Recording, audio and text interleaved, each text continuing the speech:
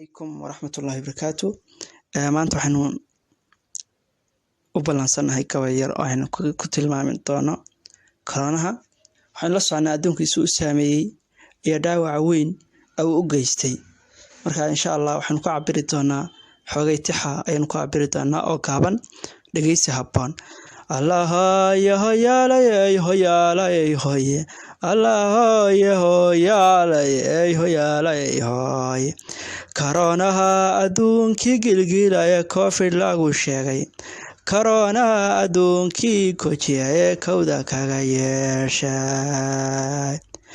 kumanaan kumbudilay hadana kaafimu noqone kolkii aynu joognaba haday koodha soo yeedhay kaalmaanka doona kuwaankiisa garanayn kis xumada waxaa noogu wacan kashan warabiye koronaha allownaga korqaad kaamil waa adiye.